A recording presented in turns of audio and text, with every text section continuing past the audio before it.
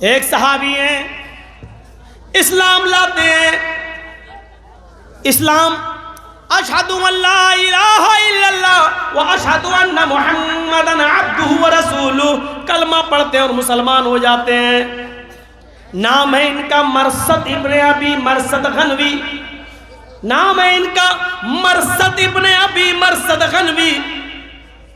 اسلام لاتے ہیں، کلمہ پڑھ کر مسلمان ہوتے ہیں۔ ابھی اللہ کے نبی کی ہاتھ پر ہاتھ رکھ کر اسلام قبول کیا، کلمہ پڑھا، ادھر اذان کی آواز آتی ہے، حی علی الصلاۃ حی علی الفلاح۔ اذان کی آواز سن کر مسجد کے اندر داخل ہوتے ہیں، اللہ کے نبی نماز پڑھاتے ہیں۔ مرثد ابن ابی مرثد کی یہ پہلی نماز ہے نبی کے پیچھے، پہلی نماز ہے نبی کے پیچھے، سلام پھیرتے ہیں۔ مرثد ابن ابی مرثد کھڑے ہو جاتے ہیں، اے اللہ کے نبی اسلام تو قبول کر لیا ہے میں نے، اور آپ نے فرمایا اسلام قبول کرنے کے بعد سارے گناہ معاف ہو جاتے ہیں، تو اب تک میرے جتنے گناہ تھے اللہ کے نبی معاف ہو گئے ہوں گے۔ آپ نے فرمایا آف کورس، بالکل صحیح، اب تم گناہوں سے بالکل ایسے پاک و صاف ہو چکے ہو جیسے کوئی بچہ اپنی ماں کے پیٹ سے آج ہی پیدا ہوا ہو، تم بالکل گناہوں سے پاک و صاف ہو۔ کہا اللہ کے رسول اب میرے لیے کوئی کام تو بتاؤ، اسلام تو لے آیا، ابھی تک تو ادھر ادھر جگاڑ لگا کے کچھ نہ کچھ پیسہ کما کر میں کھانا پینا حاصل کر لیتا تھا، لیکن اب تو اسلام لے آیا ہوں، اب مجھے کوئی حلال بزنس بتاؤ، حلال تجارت بتاؤ، اب میں کیا کام کروں؟ اللہ کے نبی فرماتے ہیں اے مرثد اس سے پہلے تم کیا کرتے تھے؟ حضرت مرثد نے جواب دیا اللہ کے نبی چوری کرتا تھا۔ اچھا چوری کرتے تھے؟ ہاں، تب تو تم تالا توڑنے میں بڑے ماہر ہو گئے۔ کہاں اللہ کے نبی پوچھو مت، جھٹکے میں تالا کھول لیتا ہوں میں، میرے پاس لوہے سے تار بنانے کی ٹیکنک ہے، اور اس تار سے ہم تالا کھولنے کا آئیڈیا جانتے ہیں، تالا کیسے توڑا جاتا ہے، اس میں تو ہمارا کوئی جواب نہیں ہے۔ آپ نے کہا ہے مرثد پھر ہم بھی تم سے ایک چوری کروائیں گے۔ اللہ کے نبی کہہ رہے ہیں مرثد اب ہمارے لیے بھی ایک چوری کر کے آؤ۔ حضرت مرثد تھوڑی دیر کے لیے شک میں پڑ گئے، چوری؟ کہاں چوری؟ اے اللہ کے رسول اسی چوری اور ڈکیتی سے بچنے کے لیے تو میں اسلام لایا ہوں، اور آپ اسلام لانے کے بعد بھی مجھ سے چوری کروا رہے ہیں۔ فرمایا میں وہ چوری نہیں کروا رہا ہوں جو تم کرتے تھے، بلکہ میں تم سے وہ چوری کروا رہا ہوں کہ میرے کچھ مسلمان صحابہ، میرے کچھ مسلمان ساتھی مکے کے اندر فلاں فلاں گھر میں قید ہیں، ان پر ظلم ڈھائے جا رہے ہیں، کوڑے مارے جا رہے ہیں، ان کو لوہا گرم کر کے ان کو داغا جا رہا ہے، ان کو ستایا جا رہا ہے، ان کو مارا پیٹا جا رہا ہے۔ اے مرثد تمہیں چونکہ تالا توڑنے میں مہارت ہے، اس لیے تم دیوار پہ چڑھ سکتے ہو، اونچا گیٹ پہ اگر تالا لگا ہوا ہے تو تم اس کو توڑ سکتے ہو، اور دیوار کے سہارے سے نیچے چھلانگ لگا سکتے ہو، اور تم ان مسلمان قیدیوں کو چھڑا کر لا سکتے ہو جو بیچارے بہت مجبور ہیں، جو بیچارے روز مار کھا رہے ہیں، ستائے جا رہے ہیں۔ حضرت مرثد کہتے ہیں اے اللہ کے نبی میں اپنے بھائیوں کو ضرور بچا کر لاؤں گا، اب وہ ہمارے بھائی ہیں، اسلام لانے کے بعد اب اپنے بھائیوں کو بچا کر لانا یہ میری ذمہ داری ہے۔ اے اللہ کے نبی یہ کام مجھ پر چھوڑ دو۔ اب آپ مرثد مدینے سے چلتے ہیں اور مکہ آتے ہیں۔ اب مرثد ابن ابی مرثد نے اب سوچا کہ رات کا وقت اچھا رہے گا تالا توڑنے کے لیے، گھر میں گھسنے کے لیے، اور قیدیوں کو، مسلمان قیدیوں کو چھڑانے کے لیے رات کا وقت اچھا رہے گا۔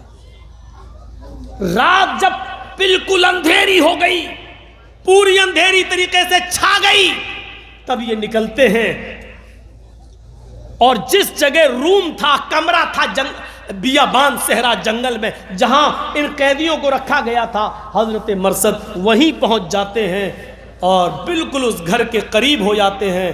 کیا دیکھتے ہیں کہ کوئی آ رہا ہے، رک جاتے ہیں۔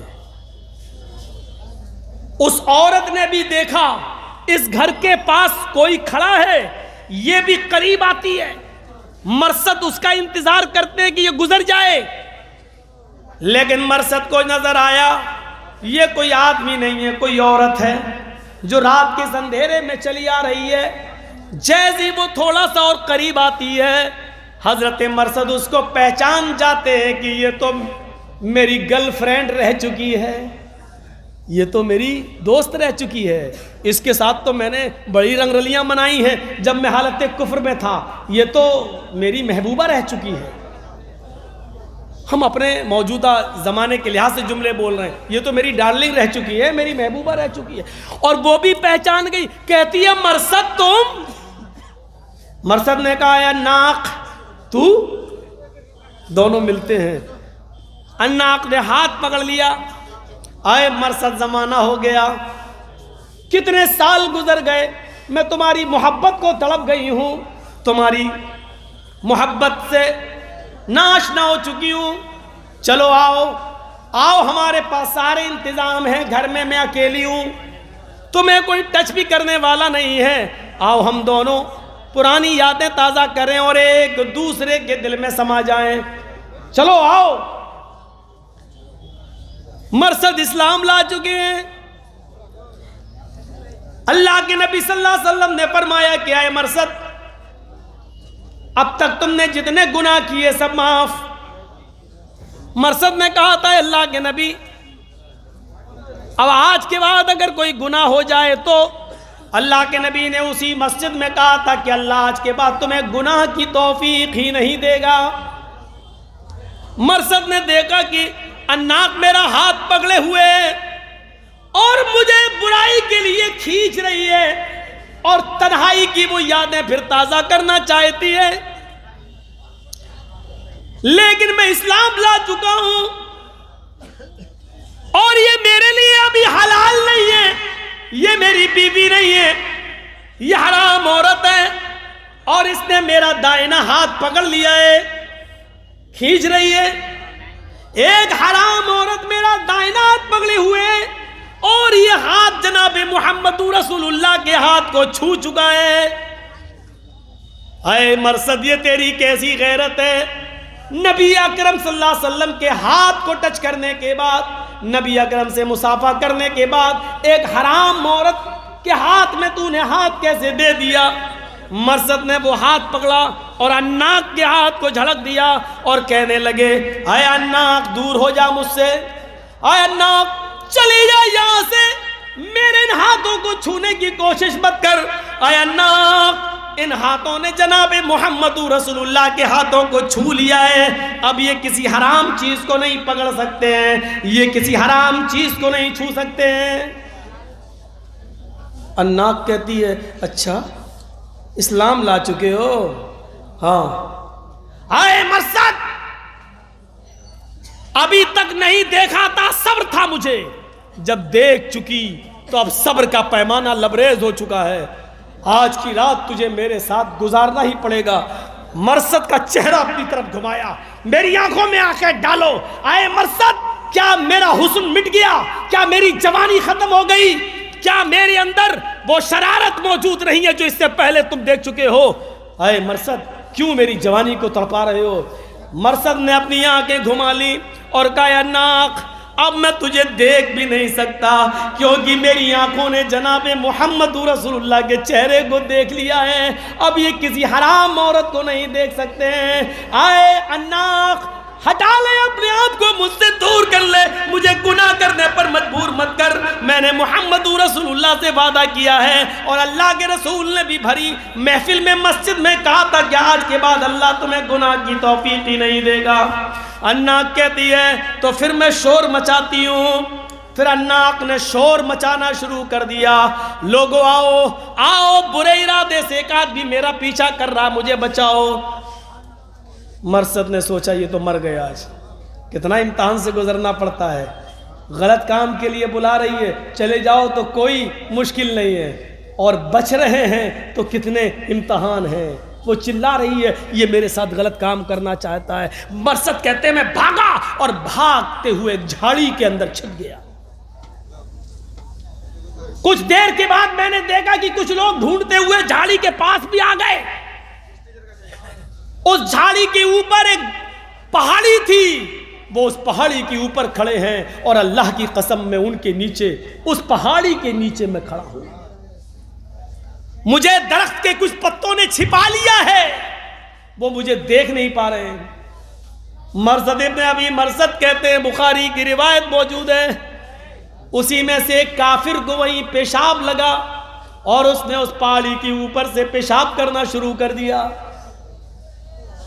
अल्लाह की कसम, वो आदमी, वो काफिर ऊपर की पहाड़ी से पेशाब कर रहा था और उसके पेशाब की धार दरख्त के पत्तों को छूते हुए मेरे सर के ऊपर गिर रही थी, लेकिन मैं टच से मस नहीं हो रहा था। अगर टच से मस भी हुआ तो ये पत्ते हिल जाएंगे, और अगर दरख्त के पत्ते हिले तो ऊपर काफिरों को शक हो जाएगा कि मैं यहाँ छिपा हुआ हूँ।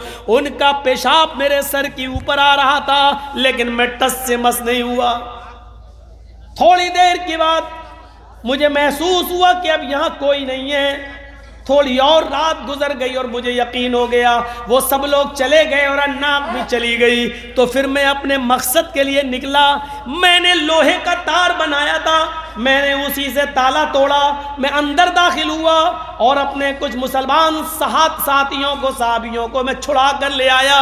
जब मैं मदीना आया तो मुझे देखकर अल्लाह के रसूल बहुत खुश हुए। लेकिन यहाँ एक और इम्तहान मेरे ऊपर, मुझे अन्नाक से बहुत ज़्यादा मोहब्बत थी, अन्नाक ने भी मुझे बहुत ज़्यादा खुशी दी थी जब मैं उससे तन्हाई में मिलता था। मैंने सोचा कि अल्लाह के रसूल से इजाज़त ले लेंगे और अल्लाह के रसूल मुझे अन्नाक के साथ निकाह करने की, शादी करने की इजाज़त दे देंगे। जब मैं अल्लाह के नबी के पास आया और पूरा वाक़या मैंने बयान किया अल्लाह के रसूल, उसने मेरा हाथ पकड़ा, मैंने हाथ ठुकराया। मैंने कहा मेरे हाथों ने मोहम्मद रसूलुल्लाह के हाथ को छू लिया है, अब मैं हराम औरत को नहीं छू सकता। उसने मेरी आंखों में आंखें डाली, मैंने चेहरा फेर लिया। आए अल्लाह के नबी, मैंने उससे कहा कि मेरी आंखों ने अब मोहम्मद रसूलुल्लाह के चेहरे का दीदार कर लिया है, अब मैं किसी हराम औरत को नहीं देख सकता। फिर वो चीखी चिल्लाई, मैं छिपा, भागा, छिपा, पेशाब आया फिर भी मैं हिला नहीं। फिर मैं इनको कैद से छुड़ा कर लाया। आपने कहा अल्लाह तुम्हें जज़ाए खैर दे, अल्लाह तुम्हें जज़ाए खैर दे। फिर मैंने कहा अल्लाह के रसूल एक गुजारिश है। फरमाया क्या? आए अल्लाह के नबी अगर आपकी इजाज़त हो तो अन्नाक से मैं निकाह कर लूँ। आए अल्लाह के नबी अगर आपकी इजाज़त हो तो अन्नाक से मैं शादी कर लूँ, अन्नाक को मैं अपनी बीवी बना लूँ और मैं उसको निकाह का पैगाम दे दूँ। आए अल्लाह के रसूल, शादी करना तो कोई बुरी चीज़ नहीं है, निकाह करना तो कोई बुरी चीज़ नहीं है, मैं उससे को निकाह करके अपनी बीवी बनाना चाहता हूँ। अल्लाह के नबी फरमाते हैं, आए मरसद, इस्लाम लाने के बाद, कलमा पढ़ने के बाद, मेरे ऊपर ईमान लाने के बाद अब अन्नाक के बारे में सोचना भी तुम्हारे लिए हराम है। वो एक तो काफिर है और दूसरी उसके अंदर बुराई है कि वो बदचलन है, बदकिरदार है, और किसी मोमिन के लिए जायज़ नहीं कि वो किसी बदचलन औरत से कोई राब्ता रखे या उसके साथ निकाह करे। ये इजाज़त तुम्हारे लिए बिल्कुल नहीं है। अल्लाह के रसूल ने मरसद इब्न अबी मरसद को अन्नाक के साथ निकाह करने की इजाज़त नहीं दी। देख रहे हैं आप कैसे गुनाह से बचते थे। एक खूबसूरत औरत बुला रही है, जवान है, मौका भी दे रही है, रात की तन्हाई भी मौजूद है और कह भी रही है आओ आज तन्हाइयां मिटाएं और दोनों एक दूसरे की प्यास मिटाएं, बुझाएं।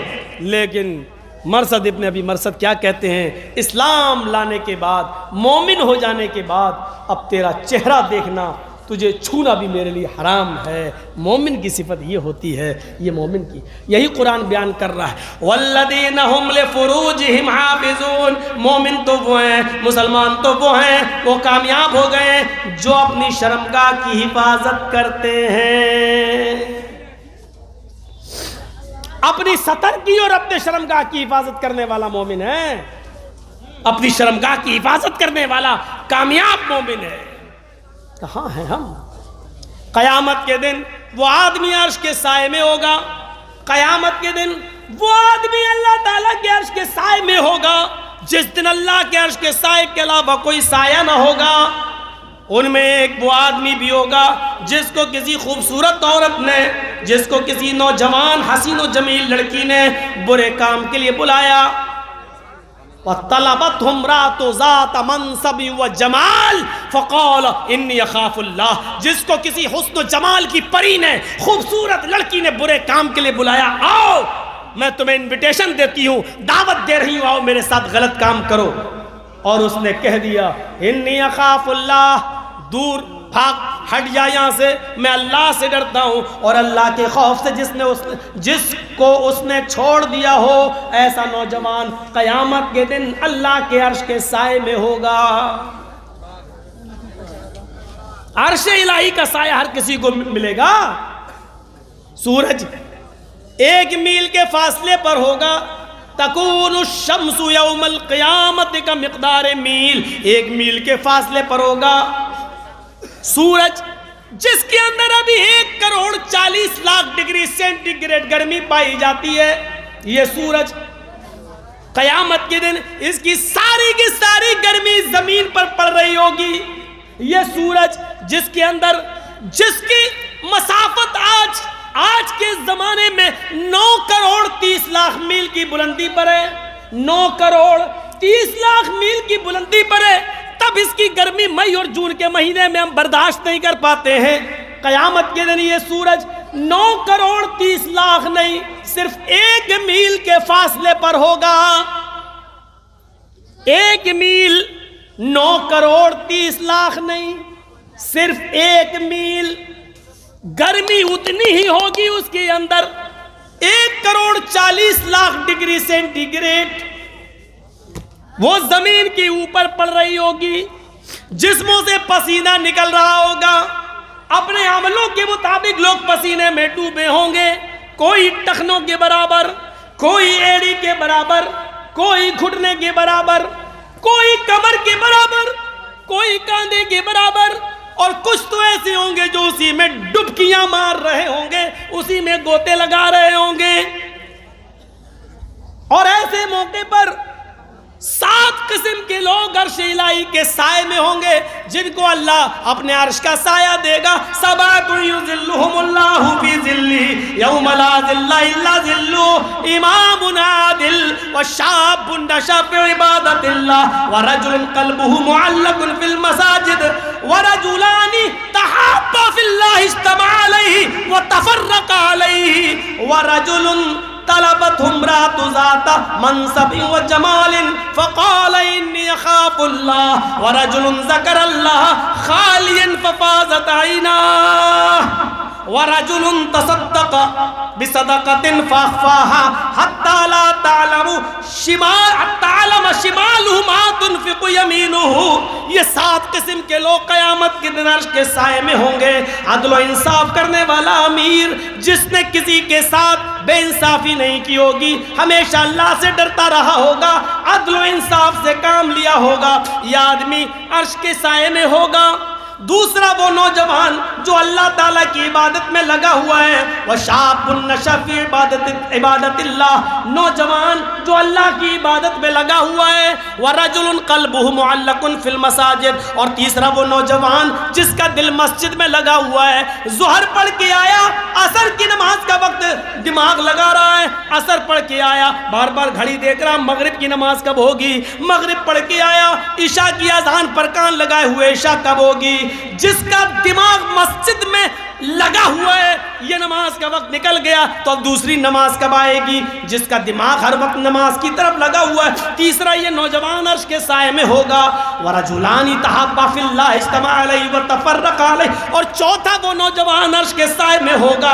میرے بھائیو، وہ دو انسان جنہوں نے آپس میں محبت کی ہوگی تو اللہ کے لیے، اور کسی سے دشمنی کی ہوگی تو اللہ کے لیے، انہوں نے اپنے ذاتی فائدے کے لیے نہ تو دوستی کی ہوگی نہ دشمنی لی ہوگی، اللہ کے لیے دوستی اور اللہ ہی کے لیے دشمنی۔ اور پانچواں وہ نوجوان عرش کے سائے میں ہوگا جس کو رجل طلبت امرأۃ ذات منصب و جمال، جس کو خوبصورت لڑکی نے بلایا، برے کام کے لیے بلایا، واٹس ایپ سے بلایا، فون کر کے بلایا، موبائل پہ بول کے بلایا، آؤ امی ابو شادی میں گئے، آؤ ممی پاپا سب ڈاکٹر کے پاس گئے، ہم گھر میں اکیلے ہیں۔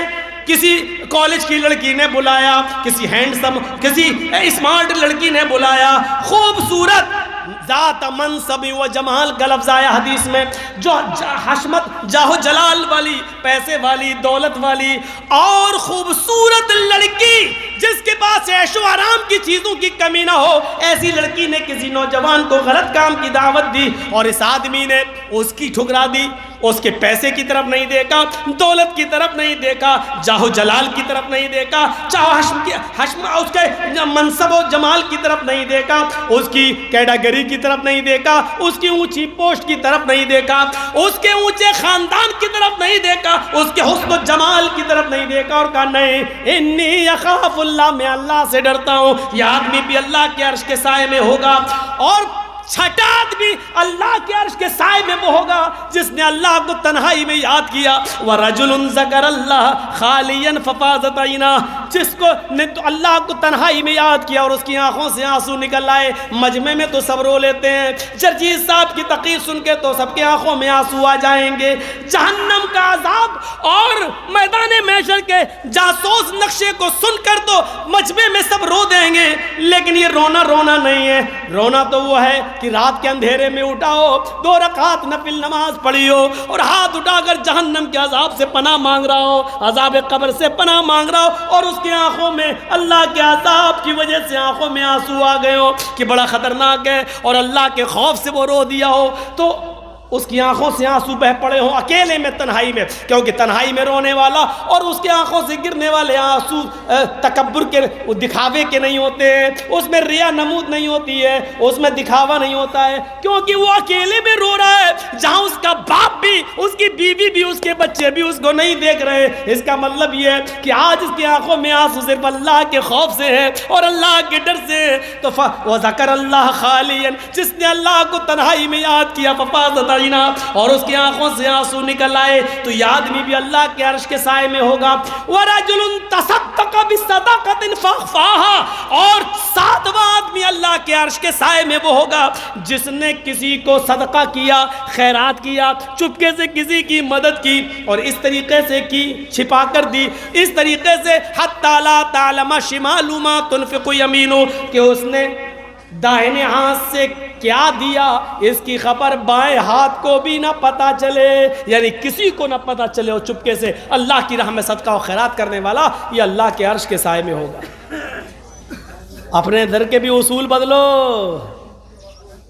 ہاں جو چندہ جو ہوتا ہے نا، لاؤ مدرسے کے لیے، ایک آدمی دیکھ رہا ہے اس نے کتنا دیا، 100 روپے، اب ہم 200 دیں گے، وہ دکھاوا بہت چلتا ہے۔ اور عجیب 20 سال سے آ رہا ہوں، تقریروں میں دیکھ رہا ہوں جس کا نوٹ جتنا بڑا نعرہ اتنا لمبا، جو صاحب چندہ کرتے ہیں دیکھا کہ ہاں 10 روپے دی اللہ صاحب یہ دے، 20 روپے دی ہاں اللہ تعالیٰ، اور جہاں دیکھا 2000 کا نوٹ ملا، نعرہ تکبیر، ایسا لگتا ہے کہ 10 والے کو جنت ملے گی ہی نہیں، 2000 والے نے جنت خرید لی ہے۔ عجیب سا لگتا ہے، جس کا نوٹ جتنا بڑا اس کو اتنی بڑی جنت۔ خلوص دیکھتا اللہ، ان اللہ لا ينظر الى اجسامکم ولا الى صورکم، اللہ تمہارے جسموں کو نہیں دیکھتا، کتنے بڑے باڈی بلڈر ہو، سلمان خان کی طرح باڈی ہے کہ نہیں، اللہ نہیں دیکھتا، ولا الى صورکم، تمہاری شکل و صورتوں کی طرف بھی نہیں دیکھتا، کتنے ہینڈسم ہو، کتنے خوبصورت ہو، کتنے اسمارٹ ہو، اللہ اس طرف بھی نہیں دیکھتا، نہیں، ولکن ينظر الى قلوبکم، وہ تمہارے دلوں کی طرف دیکھتا ہے۔ دیکھیں تمہارے دلوں میں تقوی کتنا ہے، تمہارے دلوں میں پرہیزگاری کتنی ہے، تم اللہ کا کتنا ڈر اپنے اندر پیدا کرتے ہو۔ اس لیے کہا لَن يَنَالَ اللَّهَ لُحُومُهَا وَلَا دِمَاؤُهَا وَلَٰكِن يَنَالُهُ التَّقْوَىٰ مِنكُمْ، جو قربانی تم کرتے ہو اس کا گوشت اور اس کا خون اللہ کو نہیں پہنچتا۔ لَن يَنَالَ اللَّهَ لُحُومُهَا وَلَا دِمَاؤُهَا، قربانی جو کرتے ہو نا اس کا گوشت اللہ کو نہیں جاتا، اس کا خون بھی اللہ کو نہیں جاتا، وَلَٰكِن يَنَالُهُ التَّقْوَىٰ مِنكُمْ، وہ تمہارے دلوں کا تقویٰ دیکھتا ہے، ڈر، کس نیت سے تم قربانی کر رہے ہو۔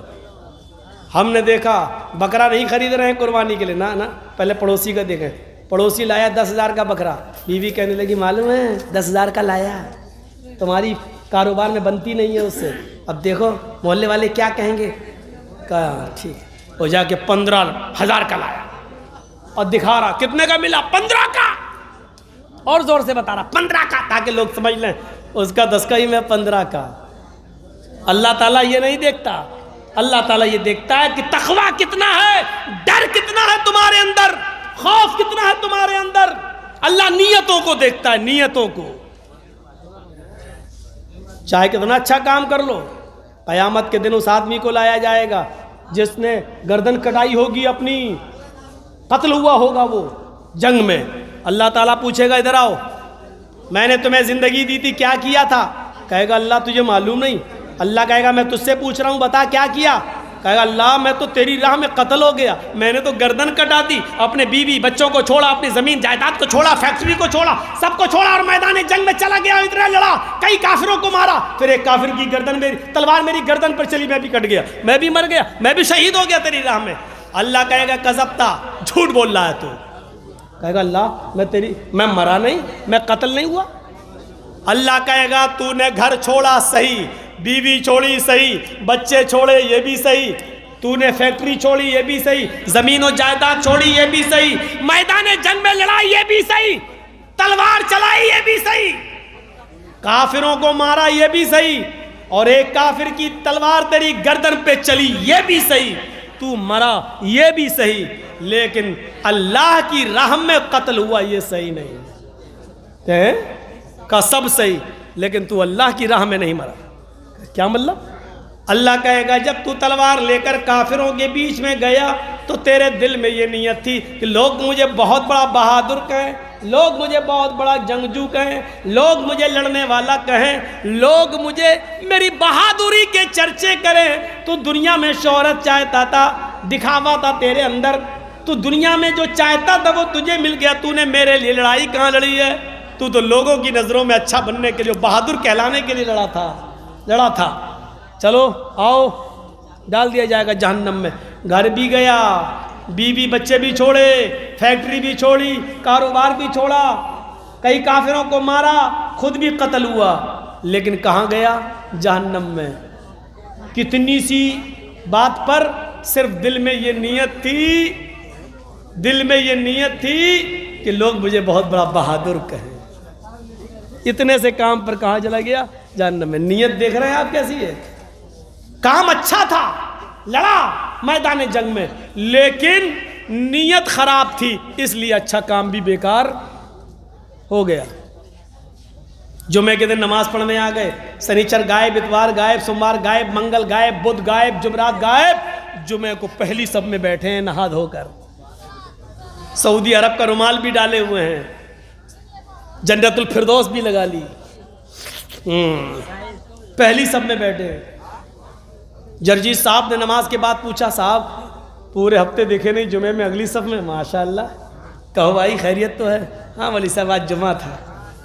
اچھا جمعہ تھا، ہاں اس کا مطلب جمعہ کو اللہ دیکھتا ہے، بقیہ دن اندھا ہو جاتا ہے، نعوذ باللہ، بقیہ دن اللہ نہیں دیکھتا۔ ارے یار کیسی بات کر رہے ہیں مولانا صاحب، اللہ تو ہر دن دیکھتا ہے۔ ہر دن دیکھتا ہے تو پھر تم نے اور دن نماز نہیں پڑھی، آج کیوں پڑھی؟ آج جمعہ تھا۔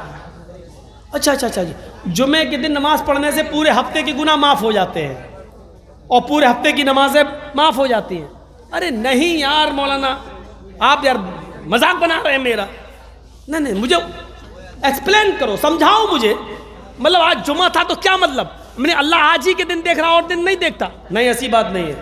تو پھر کیا بات ہے؟ یہ جمعہ جس نے پڑھ لیا گویا کہ پورے ہفتے کی نمازیں اس کے اوپر سے معاف۔ ارے مولانا صاحب یہ بھی نہیں، بھائی تو کیوں پڑھا تم نے جمعہ؟ ارے مولانا صاحب جمعے کے دن کی اہمیت بہت زیادہ ہے۔ اچھا جمعے کے دن کی اہمیت بہت زیادہ ہے، اس کا مطلب ظہر کی نماز معمولی ہے، وہ چھوڑ دو تو اتنا بڑا گناہ نہیں ہے، عصر چھوڑ دو اتنا بڑا، پورے ہفتے نماز چھوڑ دو تو اتنا بڑا گناہ نہیں ہے، جمعہ چھوڑ دو تو زیادہ بڑا گناہ۔ ارے مولانا صاحب، ارے پاگل ہو یار۔ نہیں میں پاگل ہوں تو سمجھاؤ نا۔ ارے مولانا صاحب جمعہ بھی اگر نہیں پڑھیں گے تو گاؤں والے کیا کہیں گے؟ بڑا کمینہ ہے، دیکھو جمعے تک کی نماز نہیں پڑھتا۔ تو یہ کہو نا کہ گاؤں والوں کے ڈر سے پڑھی ہے، یہ کیوں کہہ رہے ہو جمعہ ہے؟ یہ کہو کہ جمعہ پڑھا ہے تو محلے والوں کی وجہ سے یہ لوگ یہ نہ کہیں کہ دیکھو جمعہ تک نہیں پڑھتا ہے، کتنا کمینہ ہے۔ یعنی جمعے کو ہفتے میں ایک دن نماز پڑھی بھی، وہ بھی گاؤں والوں کے ڈر سے۔ اللہ کی قسم یہ نماز جمعے کی بھی تمہاری نہیں ہوگی، تمہارے منہ پہ مار دی جائے گی اور یہ شرک میں لکھی جائے گی، کیونکہ تم نے اللہ کو سجدہ نہیں کیا، گاؤں والوں کو سجدہ کیا۔ نیت دیکھتا اللہ، نیت۔ اس آدمی کو دیکھا جو اپنے اونٹ پر سارا سامان لے کے جا رہا تھا اور جنگل سے گزرا، تھوڑا تھک گیا، اس نے سوچا کہ سستا لوں، اور اس نے اپنے اونٹ کو باندھ دیا ایک پیڑ سے اور تھوڑا لیٹا، نیند آ گئی، آنکھ کھلی تو دیکھا اونٹ غائب۔ میرے پورے گھر کا سامان اونٹ پر تھا اور اونٹ غائب، اس جھاڑی اس جھاڑی، اس پہاڑی، لیکن اونٹ نہیں ملا۔ اللہ کیا، میرا اونٹ کہاں گیا؟ پورا جنگل تلاش ڈالا، اونٹ نہیں ملا۔ پھر تھک کر اسی جگہ پر آ گیا، اللہ میرا اونٹ گیا تو کہاں گیا؟ اللہ پورے گھر کا سامان اسی کے اوپر تھا، اللہ میرا اونٹ گیا تو کہاں گیا؟ پھر تھک گیا، دن بھر تلاش کیا لیکن تھک گیا، اسی جگہ پر آیا، آ کر پھر بیٹھ گیا، تھوڑا سستا لوں اس کے بعد ڈھونڈوں گا۔ اس نے اپنا چادر بچھائی، لیٹ گیا، تھوڑا لیٹا کہ میں سستا لوں، کمر سیدھی کر لوں، اونٹ کو پھر ڈھونڈتا ہوں۔ آنکھ لگ گئی، دوبارہ آنکھ کھلی تو کیا دیکھتا ہے کہ میرا اونٹ اسی پیڑ سے بندھا ہوا ہے اور اس کے اوپر گھر کا جو سامان تھا وہ ویسے ہی موجود ہے۔ اس نے جھانک کر دیکھا، اس نے کھول کے دیکھا، چاول کا ایک دانہ کم نہیں، گیہوں کا ایک دانہ کم نہیں، اس زمانے میں جو غلہ چلتا تھا ایک دانے میں کمی نہیں، جیسا سامان میں نے لادا تھا ویسا ہی۔ خوش ہو گیا، اللہ پورے جنگل میں نے تلاش کیا، ہمیں اونٹ کہیں نہیں ملا، اور اپنے آپ آ گیا۔ تو مارے خوشی کے اس کی زبان سے یہ الٹے جملے نکل گئے، اللہم انت عبدی وانا ربک۔ مان گیا ہے اللہ تجھے، واقعی تیری قدرت کو مان گیا، واقعی تو میرا بندہ ہے اور میں تیرا خدا۔ کیا بول گیا؟ واقعی تو میرا بندہ، اللہم انت عبدی، تو میرا بندہ، وانا ربک، اور میں تیرا رب، وانا ربک، میں تیرا رب۔ الٹا بول گیا، کہنا یہ چاہ رہا تھا کہ اللہ واقعی تو میرا رب ہے اور میں تیرا بندہ، لیکن اس کے منہ سے خوشی میں کیا نکل گیا ہوں؟ اللہ واقعی مان گیا تیری قدرت، ہم نے ڈھونڈا تو ملا نہیں، اور جب نہیں ڈھونڈا تو اپنے آپ آ گیا، واقعی تو میرا بندہ ہے اور میں تیرا رب۔ لیکن اللہ کے نبی فرماتے ہیں، بخاری کی روایت، اللہ مسکرا دیا، غصہ نہیں ہوا، کیونکہ اللہ جانتا ہے کہ میرے بندے کی نیت یہ نہیں تھی، وہ یہ کہنا نہیں چاہ رہا تھا، کہنا تو یہی چاہ رہا تھا کہ تو میرا رب ہے، میں تیرا بندہ، لیکن خوشی میں اس کو سمجھ میں نہیں آ رہا ہے، اپنا سامان دیکھ کر الٹا بول گیا۔ اللہ اس پر غصہ، جبکہ جملے اتنے خطرناک ہیں کہ اتنے گندے اور اتنے خراب جملے تو فرعون نے بھی نہیں بولے تھے۔ وہ فرعون جس کو دریائے نیل میں غرق کیا گیا، اس فرعون نے بھی نہیں کہا۔ فرعون لوگوں سے کہتا تھا انا ربکم الاعلی، وہ لوگوں سے کہتا تھا میں تمہارا رب ہوں، لیکن فرعون نے کبھی اللہ سے نہیں کہا کہ میں تیرا بھی رب ہوں۔ فرعون نے کبھی اللہ سے نہیں کہا، پورا قرآن پڑھ جالو، فرعون نے اللہ سے نہیں کہا کہ اے اللہ میں تیرا بھی رب ہوں، اللہ سے یہ نہیں کہا اس نے۔ لوگوں سے کہتا تھا میں تمہارا رب ہوں، لیکن اللہ سے کبھی نہیں کہتا تھا کہ میں تیرا بھی رب ہوں، لیکن اس نے تو اللہ ہی سے کہہ دیا کہ میں تیرا رب ہوں، تو میرا بندہ۔ تو بتاؤ فرعون سے بھی خطرناک جملے تھے کہ نہیں؟ فرعون سے بھی برے جملے تھے کہ نہیں؟ لیکن اللہ نے فرعون کو ڈبو دیا، اس کو نہیں معاف۔ کیوں؟ کیونکہ اس کے دل میں نیت صاف تھی، اس کے دل میں نیت یہ نہیں تھی، یہ کہنا یہی چاہ رہا تھا کہ تو میرا رب ہے اور میں تیرا بندہ، لیکن خوشی میں کہہ گیا کہ تو میرا بندہ ہے اور میں تیرا رب۔ تو اللہ نیت کو دیکھتا ہے، خراب کام کر گیا لیکن نیت اچھی تھی، اس لیے اللہ نے معاف کر دیا۔ ہمیشہ یاد رکھو، اپنی نیتوں کو سنبھالو، اپنی نیتوں کو سنبھالو۔ والذین هم لفروجہم حافظون، اپنی شرم گاہوں کی حفاظت کرو، الا علی ازواجہم او ما ملکت ایمانہم، اپنی بیویوں کو چھوڑ کر، اپنی لونڈیوں کو چھوڑ کر۔ آگے اور بھی جملے ہیں لیکن جائیں گے تو رات گزرے گی۔ میرے پیارے ساتھیوں، یہ چیزیں ضروری تھیں، آج معاشرہ ان چیزوں میں ملوث ہے، لڑکیاں حد سے ضرورت سے زیادہ آگے بڑھ چکی ہیں، کالجوں کا حال اور ان کے تعلیم کا حال، آفسوں کا حال بہت برا ہو چکا ہے، اسکولوں میں لڑکے اور لڑکیوں کا ایک ساتھ پڑھانا حد سے زیادہ خطرناک ہو چکا ہے، کہیں محفوظ نہیں ہے۔ میرے پیارے ساتھیوں، جو شریعت حج کی اجازت بھی عورت کو بغیر محرم کے نہ دیتی ہو، اگر حج جو فرض ہے ایک مرد پر بھی عورت پر بھی، لیکن ایک عورت کو بھی اگر حج جیسا فریضہ انجام دینا ہے تو اس کے لیے اس کا یا تو شوہر ہونا چاہیے یا اس کا بھائی یا باپ یا ایسا شخص اس کے ساتھ ہونا چاہیے کہ جس کے ساتھ نکاح حرام ہو، اس کے ساتھ ہونا چاہیے، تب وہ حج کر دیں۔ اور اگر ایسا کوئی شخص نہیں مل رہا ہے تو عورت کے اوپر سے حج کا فریضہ بھی ساقط ہو جاتا ہے۔ آپ اندازہ لگائیے، اسلام کو یہ گوارا ہے کہ میری کوئی بندی، اللہ کو یہ گوارا ہے کہ میری کوئی بندی ایک فرض چھوڑ دے، لیکن یہ گوارا نہیں ہے کہ اس کی عزت و آبرو میرے حق کو اور میرے فرض کو ادا کرنے کے سلسلے میں اس کی عزت و آبرو کا کوئی سودا کر دے اور اس کی عزت و آبرو کے ساتھ کوئی کھیل لے۔ جب حج جیسی عبادت اکیلے نہیں جا سکتی ہے تو اسکولوں میں پڑھانے کے لیے، کالجوں میں پڑھانے کے لیے، بازاروں میں اکیلے جانے کے لیے، شاپنگ اور مارکیٹنگ اکیلے کرنے کے لیے، آپ کے گھر سے آپ کی بہن بیٹیاں اکیلے سفر کرتی ہیں۔ دیوس ہے وہ بھائی جن کی بہنیں اکیلے سفر کرتی ہیں، بھڑوے ہیں وہ باپ جن کی بیٹیاں اکیلے سفر کرتی ہیں۔ یہی جملہ میں بھول گیا تھا، دیوس کا معنی ہوتا بھڑوا۔ بھڑوے ہیں وہ لوگ جن کی بہن بیٹیاں اکیلے سفر کر رہی ہیں اور بے پردگی کے ساتھ سفر کر رہی ہیں اور ان کو کوئی مطلب نہیں ہوتا ہے۔ تو میرے بھائیوں، یہ چند بنیادی باتیں میں نے تو 1 گھنٹہ 50 منٹ کے اندر آپ کے سامنے رکھی ہیں۔ لوگوں کا اٹھنا بھی شروع ہے کیونکہ ہمیں معلوم ہے کہ اس وقت 2:50 رات کے ہو رہے ہیں اور یہ سردی کا دن ہے، اور اس وقت میں بھی مائنڈلی تھوڑا ڈسٹرب چل رہا ہوں اپنے پھپھیرے بھائی کو لے کر۔ میں یہاں بیٹھا ضرور ہوں لیکن میرا دماغ وہاں لگا ہوا ہے، جن کو میں چھوڑ کے آیا ہوں وہ کیسی نگرانی کر رہے ہیں، کیا کر رہے ہیں، تو اس میں میں بھی تھوڑا سا ڈسٹرب ہوں۔ اللہ سے دعا کیجیے اللہ اس کو شفائے کاملہ اور عاجلہ عطا فرمائے۔